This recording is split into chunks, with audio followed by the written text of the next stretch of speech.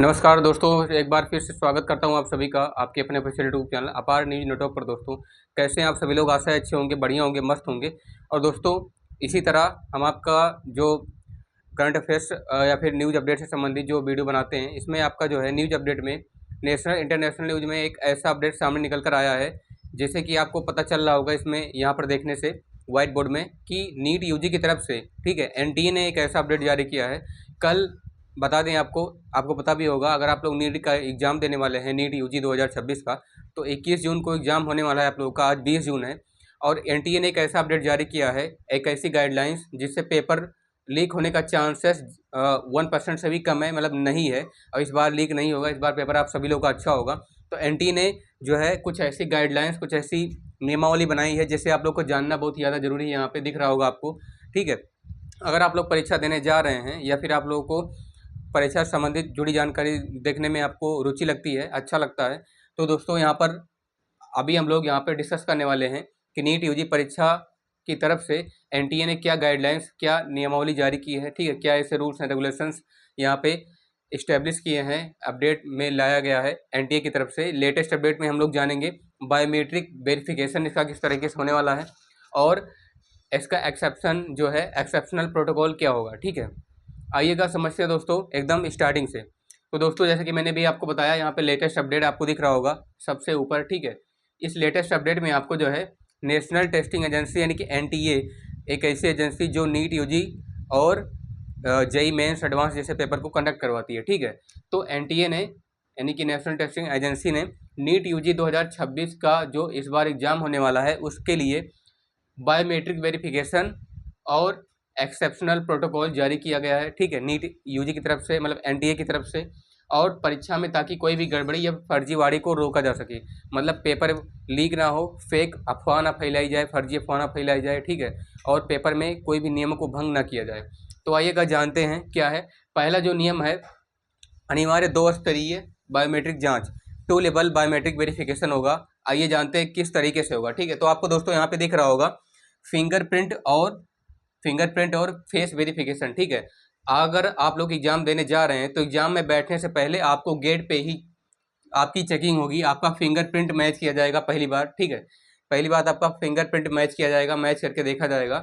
उसके बाद fingerprint match होने के बाद आपका फेस वेरिफिकेशन होगा, ठीक है।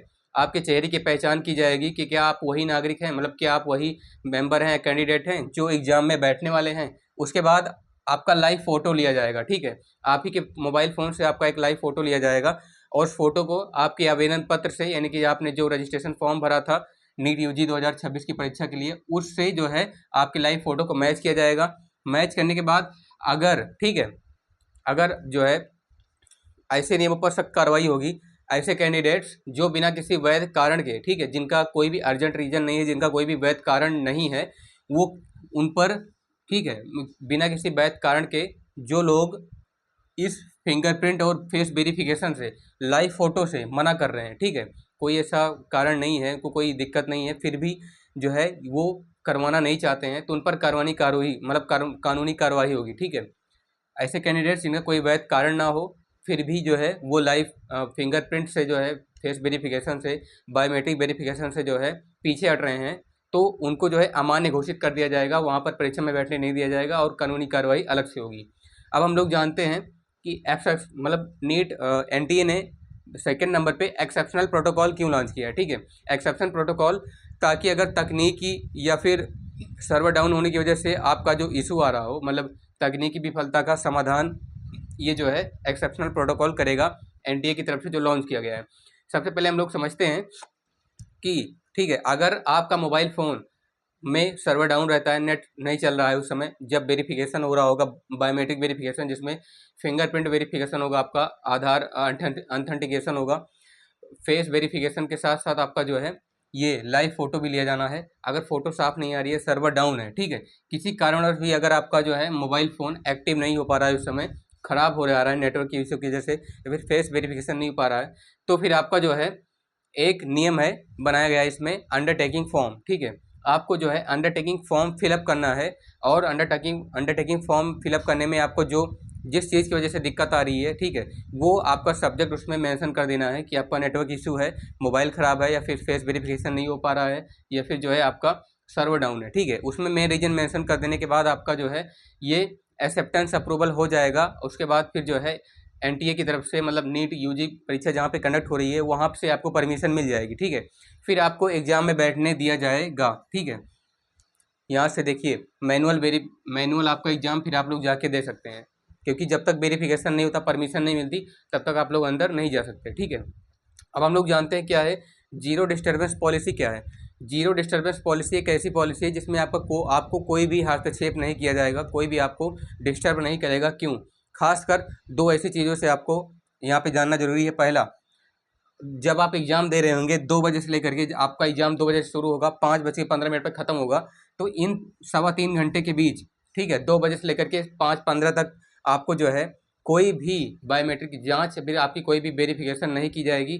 कोई भी एनटीए की तरफ से जो है आपको जो है डिस्टर्ब नहीं किया जाएगा, ठीक है। वहाँ एग्ज़ाम देने आप बैठेंगे तो आपको आराम से एग्ज़ाम देना है, हैप्पी माइंड से, ताकि आपका पेपर अच्छा जाए। और उसके जैसे ही आपका पेपर पूरी होगा, ठीक है, जैसे ही आपका पेपर कंप्लीट होगा, पूरा होगा, पेपर पूरा करने के बाद अगर आपकी कोई भी जांच छूटी रहती है, कोई भी बायोमेट्रिक अपडेट आपका वहाँ पे जो है इशू नहीं किया रहता है, तो उस पेपर पूरा होने के बाद वो जो है उसका प्रोसेस आगे का हो जाएगा, ठीक है। इसके लिए आपको कोई भी दिक्कत वहाँ पे या फिर कोई भी समस्या का सामना नहीं करना पड़ेगा। ऐसा ही निश्चिंत हो कि आपको वहाँ तक जाना है, ठीक है। पेपर को आराम से देना है। आपका पेपर, आप सभी का पेपर अच्छा जाए, ठीक है। आपको जो है यहाँ पे समझ में आ गया होगा। अगर इसमें से कोई भी चीज़ आपको यहाँ पे समझ में नहीं आया है तो आप लोग दोबारा कमेंट में करके पूछ सकते हैं, या फिर आप लोग एनटीए की ऑफिशियल वेबसाइट पे जा करके चेक कर सकते हैं, ठीक है, कि क्या नियमावली, क्या गाइडलाइंस बनाई गई हैं, ठीक है। बाकी का जो है आपको यहाँ पे दिख रहा होगा कि एनटीए ने 2026 में आपको 3 चीज़ें इसमें ध्यान रखनी है। पहला, आपको बढ़िया से अपने आधार कार्ड को, प्रूफ को, ठीक है, एडमिट कार्ड को लेके जाना है, 1-2 फ़ोटो ले लेनी है, ठीक है। और 2 स्तरीय जाँच के लिए आपका फेस वेरिफिकेशन होगा, जिसमें आपका फिंगरप्रिंट भी लगेगा, फेस वेरिफिकेशन होगा, लाइव फ़ोटो लिया जाएगा। इन सभी को आपको बढ़िया से चेक करवा लेना है, ताकि कोई भी सख्त कार्रवाई ना हो, ठीक है। और एक्सेप्शनल प्रोटोकॉल में अगर आपको कोई भी दिक्कत आ रहा है, तभी घबराने की ज़रूरत नहीं है। आपको अंडरटेकिंग फॉर्म भर देना है वहाँ पे जाके, ठीक है, जिससे आपको बैठने के लिए जगह मिल जाएगी। और जीरो डिस्टर्बेंस पॉलिसी, जिसमें आपको एग्ज़ाम देने के समय कोई भी डिस्टर्बेंस नहीं होगा, मतलब जब आप एग्ज़ाम देने बैठेंगे और एग्ज़ाम के ख़त्म होने तक आपको कोई भी डिस्टर्ब नहीं करेगा। तो दोस्तों, ये मैंने शॉर्ट में समझा दिया आपको। अगर इसमें कुछ समझ नहीं आया तो आप लोग कमेंट में पूछ सकते हैं कि कहाँ पे समझ में नहीं आया है। बाकी जैसा भी हो, आप लोग ध्यान में पढ़ते रहिए, ध्यान में रखिए कि क्या चीज़ें आपको ध्यान में रखनी है, क्या चीज़ें नहीं रखनी है। बाकी मेरी भी बहुत आशा है कि इस बार एनटीए से ऐसी कोई गलती नहीं होगी जिससे फिर लाखों छात्रों का भविष्य पर जो है सवाल उठे, उनका भविष्य खतरे में पड़ जाए, ठीक है। बाकी जैसा भी हो, आप लोग जो है पढ़ते रहिए, पूछते रहिए। मिलते हैं आपको नेक्स्ट वीडियो में। धन्यवाद। जय हिंद, वंदे मातरम।